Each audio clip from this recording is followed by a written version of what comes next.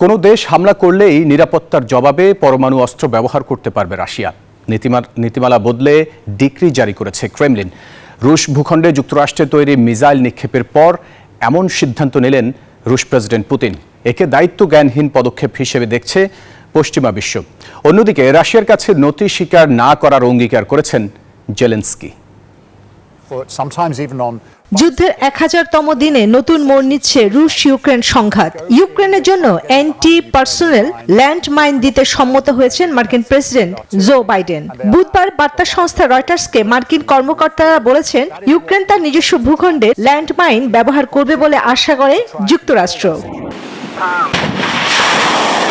Ukraine যুক্তরাষ্ট্রের তৈরি দূরপাল্লার ATACMS ক্ষেপণাস্ত্র দিয়ে রাশিয়ার অভ্যন্তরে হামলা চালানোর পরের দিন কিয়েভকে ল্যান্ডমাইন দেওয়ার বিষয়টি সামলে এলো। ইউক্রেন রুশ যুদ্ধের 1000তম দিনে প্রথমবারের মতো রুশ অভ্যন্তরে মার্কিন দূরপাল্লার ক্ষেপণাস্ত্র ব্যবহার করেছে ইউক্রেন। মস্কোর প্রতিরক্ষা মন্ত্রণালয় জানিয়েছে, তারা 5টি ক্ষেপণাস্ত্র গুলি করে ভূপাতিত করেছে।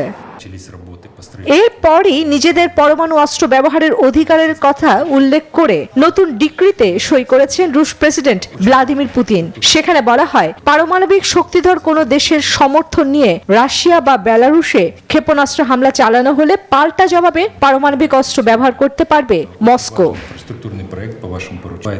রুশ পররাষ্ট্রমন্ত্রী সের্গেই ল্যাভরভ সাংবাদিকদের জানান, পশ্চিমারা ইউক্রেনের সংঘাতে উস্কানি দিচ্ছে। যে কোনো মূল্যে পারমাণবিক যুদ্ধ ঠেকাবে মস্কো। পারমাণবিক যুদ্ধ যাতে না বাধে সেজন্য যা যা করা দরকার তাই করা হবে।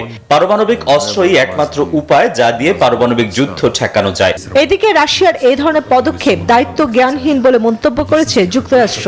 যুক্তরাজ্য জানিয়েছে, এমন হুমকিতেও ইউক্রেনকে সমর্থন থেকে সরে দাঁড়াবে না তারা। আর তুর্কি প্রেসিডেন্ট রিসেপ তাইপ এরদোয়ান বলেছেন, নিজেকে রক্ষার জন্য পদক্ষেপ নিতে হবে রাশিয়ার।